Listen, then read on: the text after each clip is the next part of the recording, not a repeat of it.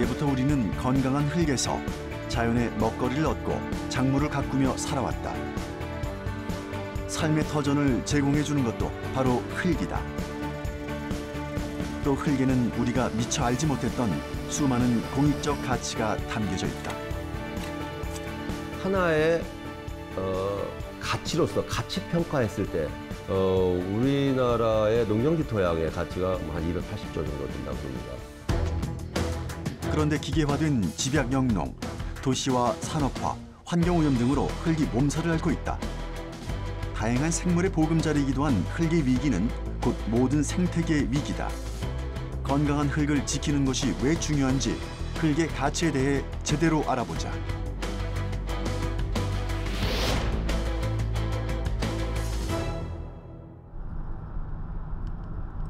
흙은 농업 생산의 중요한 기반이다.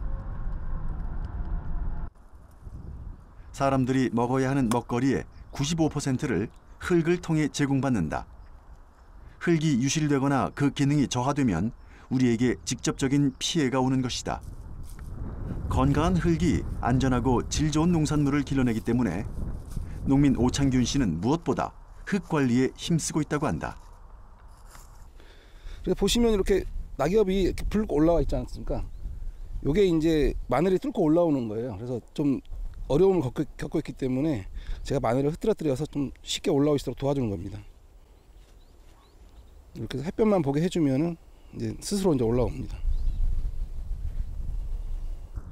뾰족한 마늘잎이 낙엽을 뚫고 사방에서 올라오기 시작한다. 그런데 오창균 씨의 밭에 유독 낙엽들이 많은 이유는 무엇일까? 낙엽은 보온과 수분 유지뿐만 아니라 풀씨의 발화를 막아주는 효과도 있다. 낙엽을 쓰는 이유는 뭐 일반적으로는 이제 보통 농사하시는 분들이 풀 때문에 많이 고생들 하시는데 낙엽을 쓰면은 이제 풀 잡는 일이 거의 없고요. 그리고 낙엽을 덮어놓으면 흙이 굳지를 않습니다. 그리고 적절하게 수분을 유지하기 때문에 흙 속에 있는 미생물이라든가 이런 것들 잘 증식을 하고 활동을 하고 그리고 낙엽이 다 분해돼서 이게 다시 흙 속의 양분으로 돌아가고 있습니다. 그래서 저희는 뭐 특별히 비료라든가 이런 걸 쓰지 않고 낙엽만으로도 충분히 그 모든 농사가 가능합니다. 낙엽은 농사에 아주 유용한 밑거름이 된다.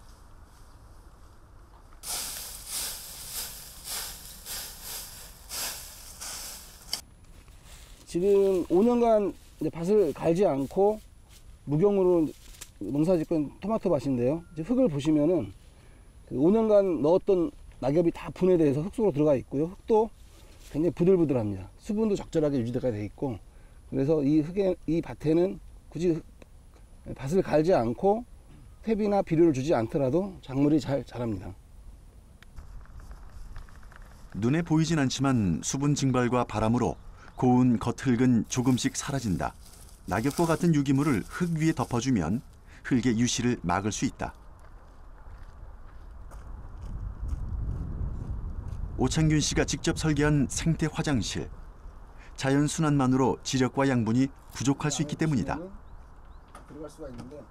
배설물은 퇴비화 과정을 거쳐서 천연 퇴비가 되는데 오랫동안 천천히 분해되는 탄소를 많이 가진 톱밥, 나무 껍질 등 목재를 이용한다. 오창균 씨는 스스로 자신의 농사 방법을 자연농법이라고 소개한다. 화학비료와 농약을 쓰지 않는다는 건 유기농업과 비슷하지만 자연농업은 흙을 갈지 않고 풀도 뽑지 않은 것이 특징이다. 그럼에도 불구하고 농사가 잘 되는 비법을 물었더니 다시 낙엽을 꼽는다.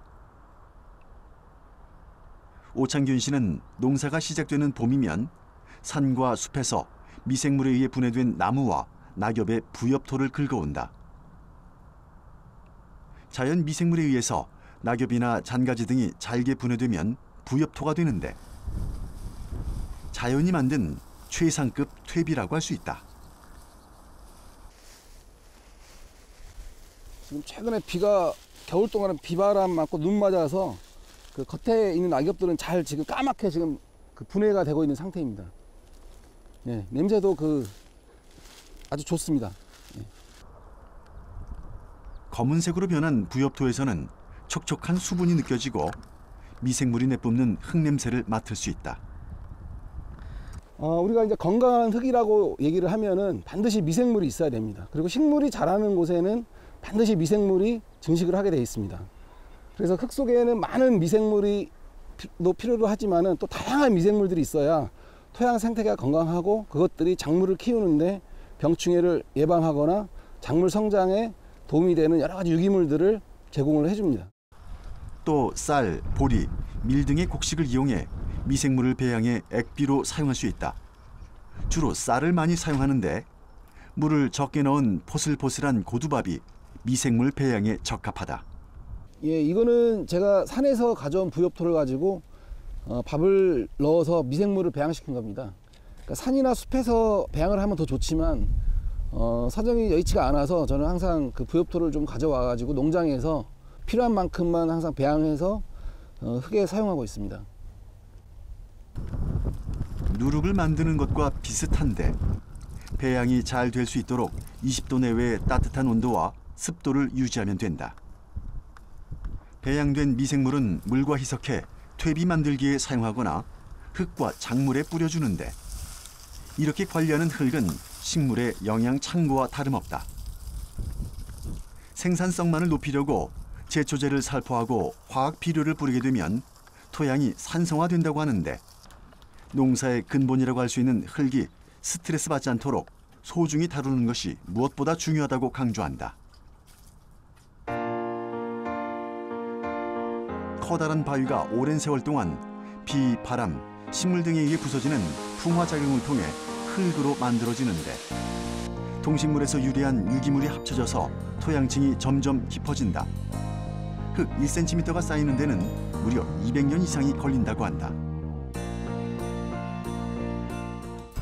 흙 속에는 다양한 유기물과 무기물이 존재하는데 좋은 토양의 조건은 무기물 45%와 유기물 5%로 구성되고 수분이 25%, 공기가 25% 정도 들어있는 상태라고 한다. 흙에는 다양한 기능이 내재돼 있다. 흙은 모든 자연의 양분을 공급해주고 농작물을 자랄 수 있게 하는 근간이다. 또 수자원 함량, 지하수 정화, 탄소 저장 효과도 있다. 여기에 곤충이나 미생물에 이르기까지 다양한 생물에 서식처를 제공하고 순환하게 함으로써 지구 생태계를 유지시키는 역할도 수행한다.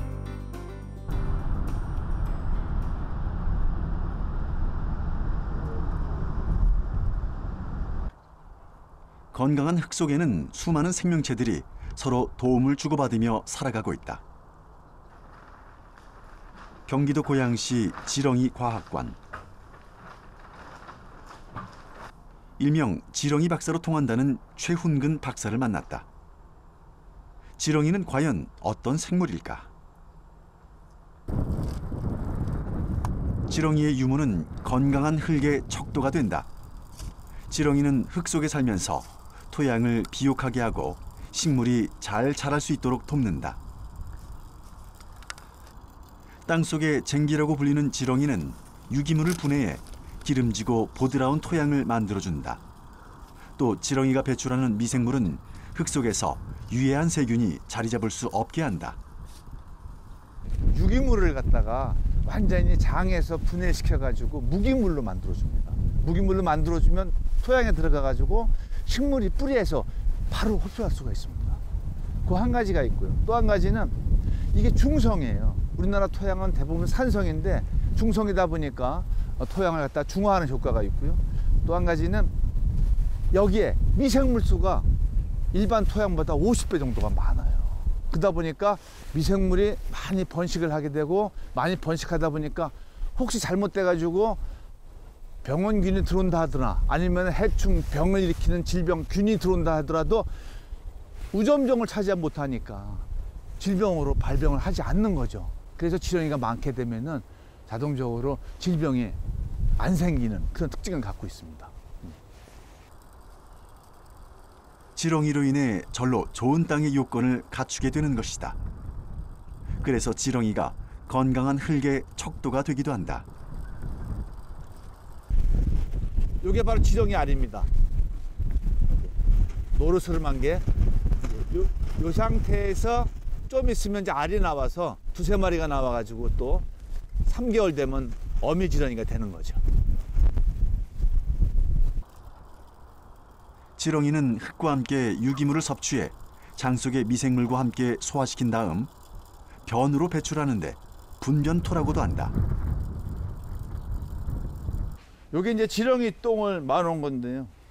일반적으로 밭에 가면 이런 것들이 많이 있으면 아, 지렁이가 진짜 있구나.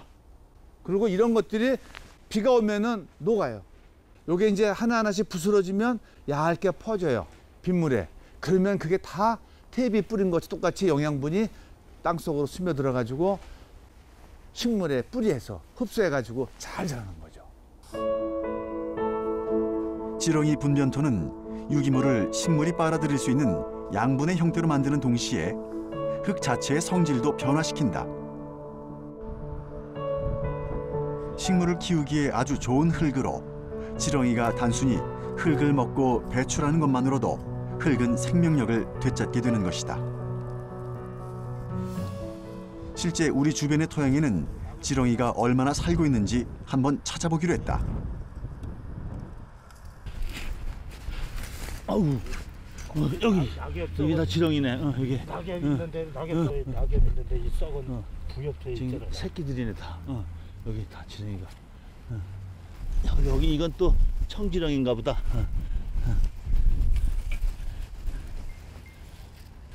이게 먹이가 좋고 이게 다 지렁이 여기저기도 있네. 요건 새끼네. 애기 지렁이야.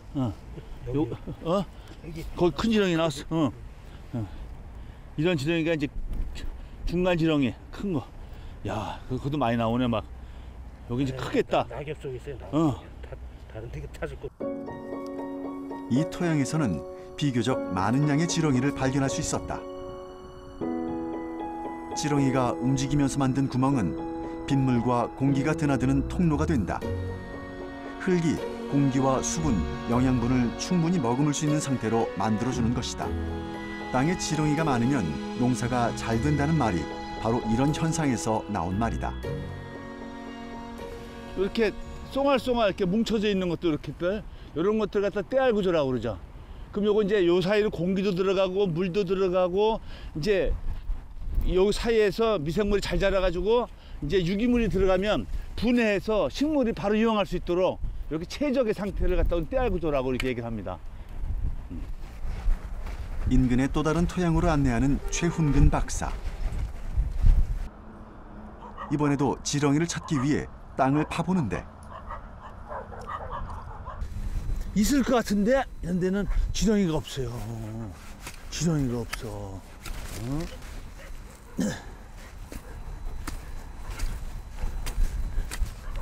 지렁이가 나와야 되는데 한참을 파보았지만 결국 지렁이를 찾을 수 없었다. 지렁이가 없어요. 지렁이가.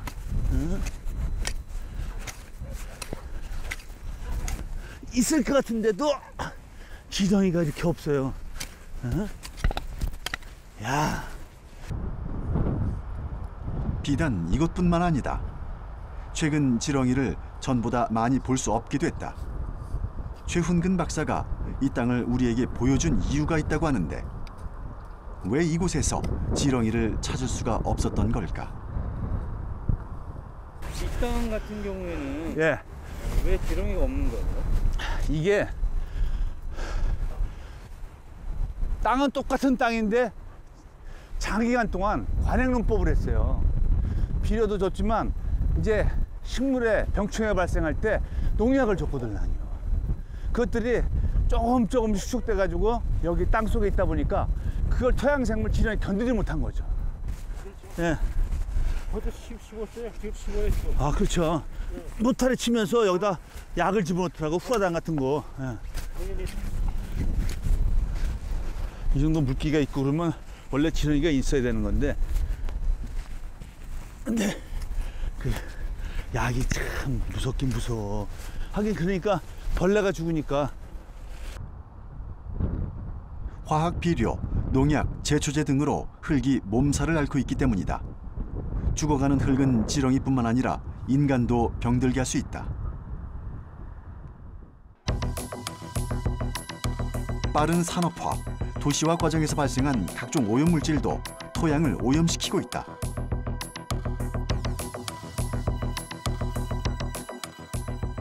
일반적으로 이제 토양 오염은 그 중금속이라든지 이거 유기 오염물질, 그다음에 영양 염류 이런 것들이 이제 토양에 집적돼 있을 때 토양에도 영향을 주고 또 식물에도 영향을 주고 그다음에 지하수에도 영향을 줍니다. 토양이 오염됐을 때 이를 원상태로 회복하는 데 엄청난 시간과 노력, 비용이 든다. 충남 서천군 옛 장항제련소 부지. 본래는 1936년 세워진 조선제련 주식회사였다가 이후에 장항제련소로 운영됐다. 경제개발 시기 공을 세우기도 했으나 오염 문제가 꾸준히 지적됐다. 결국 1989년 용광로를 폐쇄한 데 이어 2008년 제련소 전체를 폐쇄했다. 정밀 조사 결과 제련소 반경 4km 내 토양에서 비소로 인한 오염이 우려 기준을 초과했음이 드러났다. 정부는 환경 피해 해소와 생활 환경 개선을 위해 2009년 7월 장항제련소 주변 지역 토양 오염 개선 종합 대책을 세웠다. 하지만 그때까지 제련소 인근의 주민들은 중금속에 노출된 채 살아온 것이다. 이후 이곳에는 경작 금지, 지역 주민 이주 조치가 이루어졌고 오염된 중금속을 제거하기 위해 토양 정화 작업에 들어갔다. 장항제련소 굴뚝을 중심으로 4km까지를 오염 지역으로 구분했다. 1.5km 이내는 국가에서 오염 용지를 매입한 뒤 정화하는 매입 구역으로 1.5에서 4km까지는 매입하지 않고 정화하는 비매입 구역으로 나누어 정화 사업이 진행되고 있다.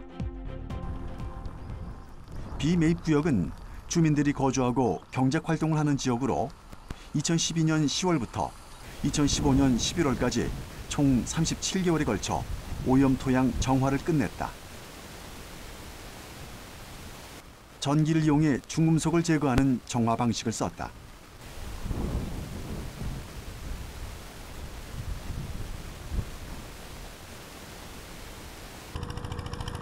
현재는 용지 매입을 한 구역에 대한 중금속 오염토 정화의 한창이다. 토양 세척 정화 설비가 구축된 시설에서 직접 정화가 이루어지고 있다. 퍼온 흙을 기계에 넣어 자갈과 나뭇가지, 쓰레기 등을 걸러내는 선별 과정이 먼저 진행된다.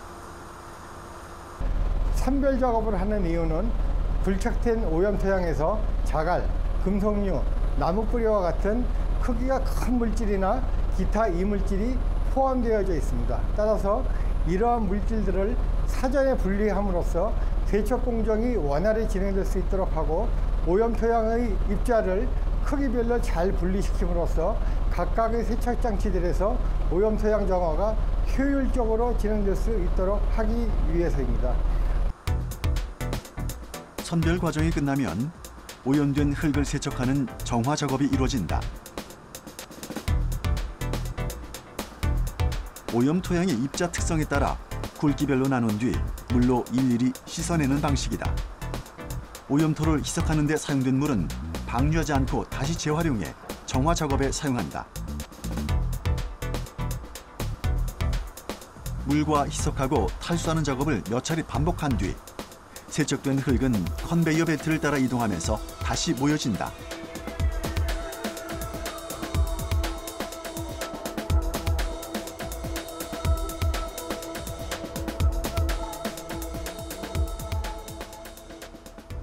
이제 아까 거기 세척 시설에서 이렇게 세척이 다 완료된 토양들은 원래 이제 왔던 대로 다시 되메우고 나서요. 지금은 이제 이렇게 농경지로 활용을 하고 있는 겁니다.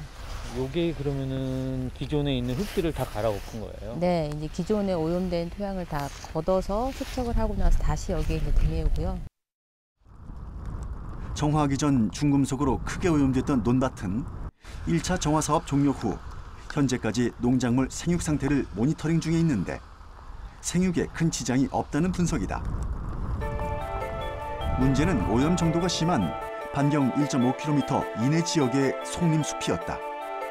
식물이 자라지 않는 땅은 흙을 직접 씻어내는 정화 작업이 가능했지만 수령 60년 이상의 소나무가 자라고 있는 송림숲은 불가능했기 때문이다. 대규모 식생지역의 피해를 최소화하면서 토양 오염물질의 인체 노출을 최대한 줄이기 위해 국내 최초로 대안공법을 활용하기로 했다. 중금속 제거 효율이 높은 식물을 재배하고 오염 토양 상부에 흙을 덮는 작업 등을 통해 오염물질이 흩어지는 것을 방지하는 것이다. 비소 축적이 가능한 식물을 찾기 위해 식물 10종을 대상으로 온실에서 여러 차례 실험을 거쳤다. 네, 송림숲 지역은 산림으로 이루어져 있어 산림보호가 필요하고 보시다시피 부지 내 기계 장비 진입이 어려운 등을 이유로 대안공법을 적용하게 되었습니다.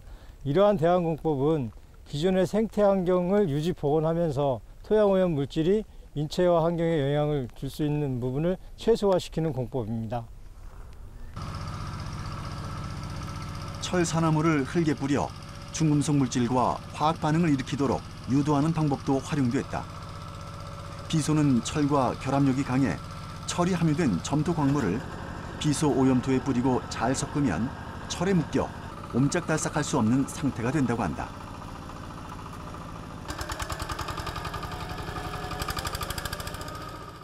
토양은 이제 인간이 살 수 있는 의식주의 기본 공간을 제공을 하고 있고요. 그렇기 때문에 이런 토양이 오염이 되면 실제 인간이나 생태계에 상당히 직접적인 영향을 미치게 됩니다. 그래서 이런 직접적인 영향과 아울러서 이런 토양이 오염된 토양이 비산이 됐을 때 대기오염도 유발시킬 수 있고요.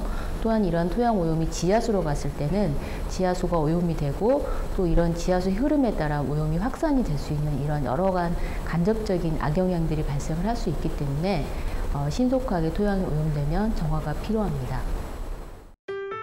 토양의 가치는 토양이 오염되기 전까지는 알기 어렵다. 토양 정화로 수령 60년 이상 된 소나무 13만 그루를 보존한 것은 연간 1,100톤의 이산화탄소 감소 효과를 가져다 주었다.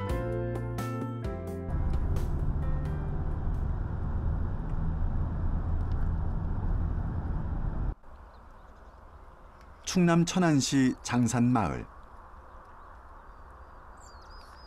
천안시는 오이 주산지로 유명하다. 보통 시설 재배 오이는 4월 초순부터 수확을 시작해 6월 말까지 수확을 하게 되는데 주기적으로 토양 검정이 필요하다. 토양 속 양분 함량을 분석해 꼭 필요한 양분을 적정하게 공급하는 것이 오이 생육에 큰 영향을 미치기 때문이다. 천안시 농업기술센터에서는 농민의 의뢰를 받아 토양 상태를 확인하기 위해 나왔다. 최근엔 현장에서 신속하게 진단과 처방을 할 수 있어 농가의 피해를 최소화하고 보다 안정적으로 농산물을 생산할 수 있게 됐다. 토양 현장 진단은 작물 생육의 필수 양분인 질소, 인산 등 화학성 항목과 토성, 수분 함량 등 물리성 항목을 분석해 생육 장애 원인을 분석하고 처방하는 기술을 말한다. 산화 상태인지 아니면 환원 상태인지 측정을 하기 위해서 지금 백금 전극과 기준 전극을 지금 꽂아놓은 상태입니다. 토양 검정을 위해서는 토양 시료를 채취하는데 시료는 반드시 비료를 주기 전에 채취하는 것이 좋다. 토양 성분은 비료를 준 직후부터 변하기 때문이다.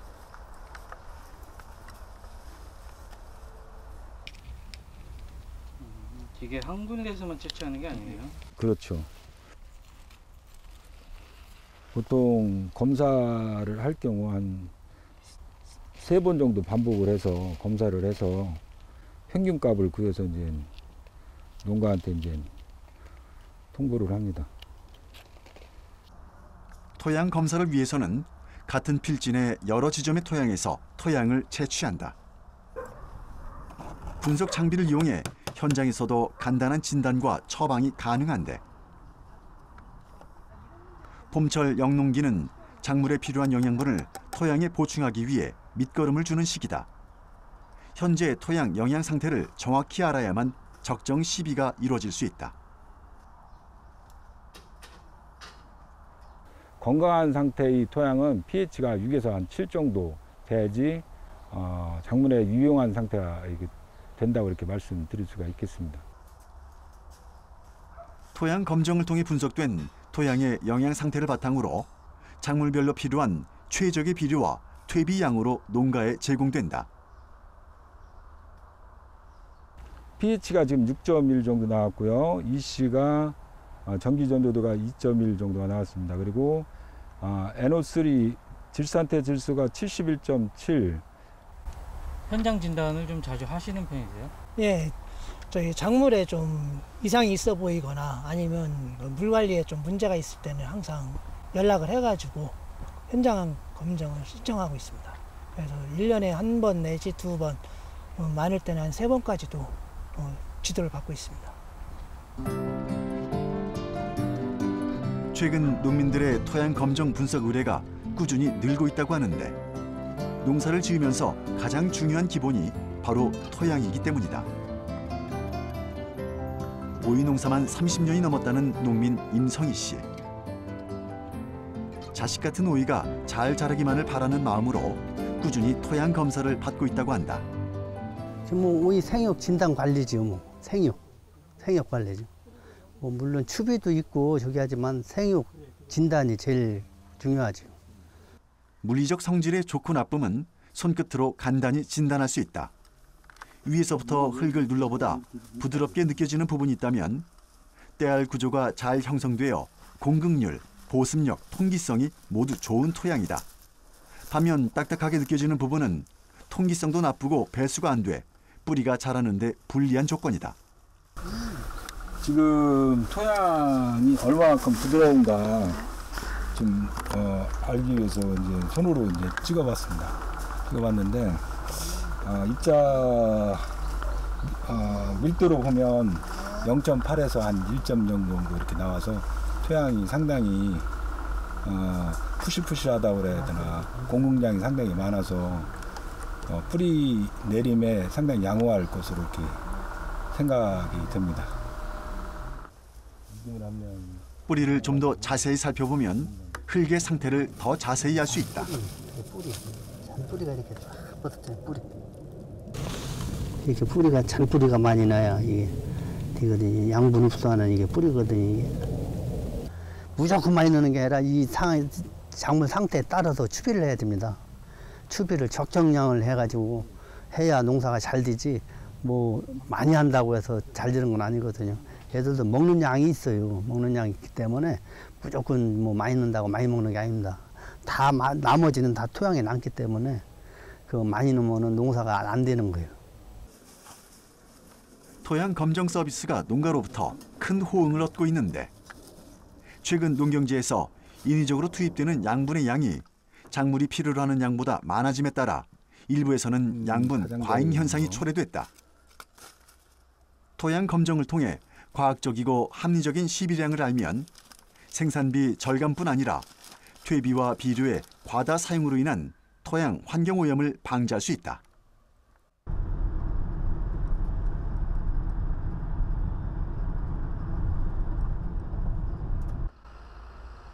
농촌진흥청 국립식량과학원 장기시험 포장지. 시험 포장지란 작물에 대한 생육조사와 연구를 목적으로 관리하는 토양을 말한다. 일반 농가뿐만 아니라 이곳에서도 토양의 물리성을 보다 정밀히 조사하기 위한 토양 분석이 이루어진다. 시료 채취는 지표면의 이물질 등 흙 1에서 2cm를 걷어내고 삽이나 채취기를 이용해 작물의 뿌리 깊이까지 파내 부피 2에서 3cm 정도의 토양을 채취한다. 동일한 시험 포장에서 최소 7개에서 수십 개의 시료가 필요하다. 깊이는 농업 분야에서는 벼 같은 경우에는 벼가 최대한 뻗을 수 있는 15cm. 만약에 뭐 오이 같은 경우는 최대한 뻗을 수 있는 게 20이나 30cm거든요. 그런 것처럼 작물이 뻗을 수 있는 최대의 깊이를 가지고 채취를 하게 됩니다. 사람이나 동물처럼 식물의 뿌리도 호흡을 한다. 건강한 흙에는 산소가 많아서 식물의 뿌리가 호흡을 잘할 수 있게 도와주기 때문에 뿌리가 깊고 넓게 뻗는다. 반면 공기가 통하지 않아 산소가 부족한 흙은 뿌리가 썩을 수도 있다. 이게 이제 여기서 수연 뿌리 형태로 벼가 자라게 되는데 요 위에는 많은데 이제 이 아래 깊이까지 이제 뿌리가 뻗는지, 그러니까 여기가 표면이고 끝에 이제 15cm나 그 이상 뻗는지를 보시면 작물이 잘 자랐다는 증거거든요. 뿌리 양이 많을수록 작물은 더 잘 자랄 수 있거든요. 사람이 입을 통해서 음식을 섭취하는데 작물은 토양 속에 뿌리를 통해서 토양으로부터 양분을 흡수합니다. 뿌리가 자라는데 불리한 토양은 작물이 자라기에도 허약한 흙이다. 시료를 채취해 빠른 시일 내에 토양 분석을 하지 못할 경우 비닐에 담아 햇볕이 들지 않는 그늘에서 서서히 건조시킨다.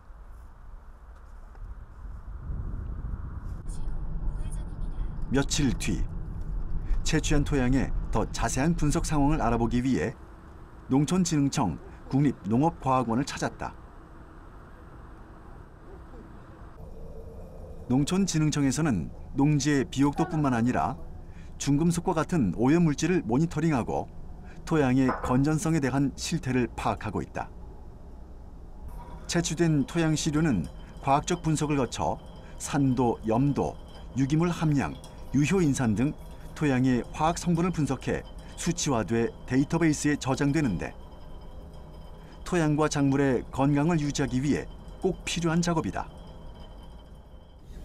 저희가 이 장기시험 포장 운영해서 했던 결과는 일부분이지만 다른 연구들과 같이 종합화해서 농가에서는 어느 정도의 비료량을 들어갔을 때 토양에 비료 성분이 어느 정도 남아 있는지, 식물한테는 얼마나 가는지, 그리고 이 비료 성분이 적당한지에 대한 기준을 제시도 하고 비료량도 같이 제시를 할 수가 있습니다. 농촌진흥청은 1960년대부터 이루어진 토양 환경 조사에서 얻은 내용을 현재 토양 환경 정보 시스템 흙토람에서 제공하고 있다. 또 농가의 토양 검정 이후 제공되는 토양 관리 처방서에는 현재 분석 결과는 물론 이후 관리에 대한 정보도 알 수 있다. 예, 토양은 한번 양분이 집적되면은 다시 되돌리기는 어렵습니다. 그래서 토양의 분석을 통해서 필요한 만큼의 양분을 공급하는 것이 그 작물의 생산성을 유지하고 또 경제적으로 그 농자재를 관리하는 방법입니다. 그래서 지속적으로 그 건강한 농산물을 생산하기 위해서는 비료 사용 처방서를 활용해서 그 양분 관리하는 것이 상당히 중요합니다. 흙토람의 토양 정보를 제공하기 위해 전국적으로 토양 수분 관측망을 설치하고 전국 논과 밭의 대표 토양을 이용한 라이시미터 36개를 설치했다. 현재 이제 토양 수분값을 지금 보여주고 있는 겁니다. 이 정도로 46도, 47도 그 정도로 지금 측정이 되고 있고요. 라이시미터란 자연의 토양 구조 그대로 물과 양분의 이동을 정밀하게 직접 측정할 수 있는 장치다. 기존의 간접 측정으로 불확실했던 물과 양분의 지하 이동량 등을 99% 이상 정확히 계측해 효과적으로 토양을 관리할 수 있는 작물 재배 기술이다.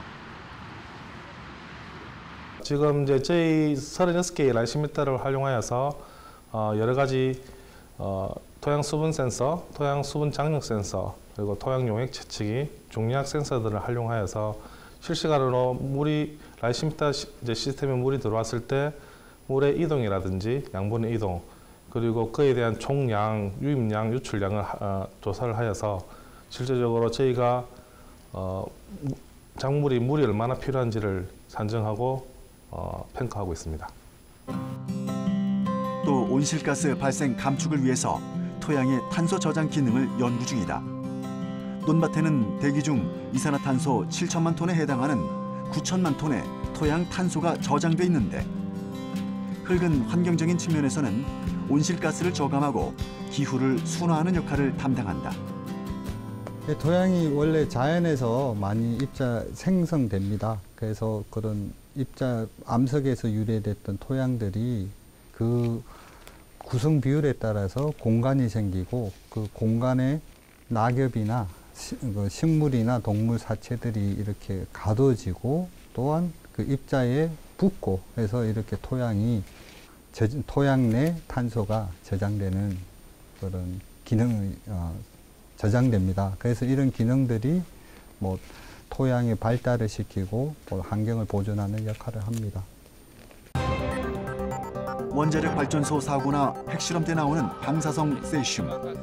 인체에 흡수되면 장기와 근육에 쉽게 축적돼 질병을 유발한다. 최근 이 세슘을 99% 이상 제거할 수 있는 흡착제를 대량 생산하는 기술이 개발됐다. 그런데 그 재료가 바로 흙에서 나왔다.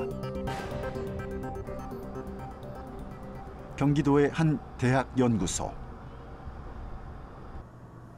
방사성 세슘 흡착제란 방사성 세슘을 물리적 화학적으로 흡착해 제거하는 고분자 물질이다.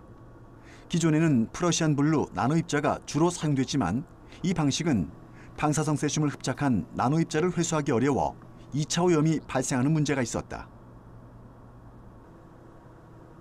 연구진은 천연 점토를 활용해 프러시안 블루 나노 입자가 들어있는 캡슐형 흡착제를 만들었다.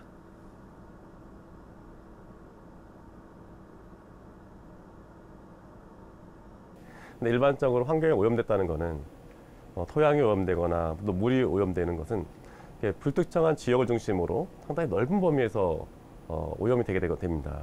그렇기 때문에 흡착제를 회수가 가능하고 흡착제를 뿌렸다가 다시 회수할 수 있는 이런 과정들을 만들어서 좀 더 효율적으로 흡착 능력을 향상시킬 수 있는 이렇게 소재를 설계하는 공정이 필요한데요.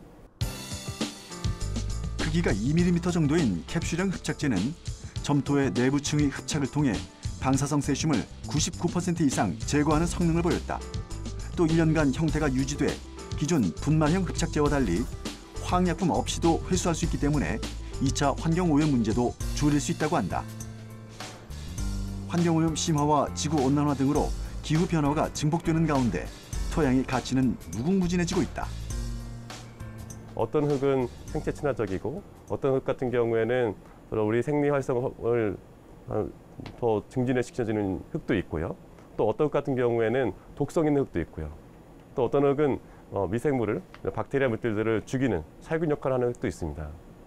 그래서 이렇게 흙이 다양한 흙들을 저희가 이해를 못하기 때문에 사용하지 못하는 것이지, 흙을 잘 이해한다면은 흙에 맞는 무궁무진한 색깔의 옷들을 우리가 만들 수 있고 또 흙의 진가들을 보여줄 수 있지 않을까 기대하고 있습니다.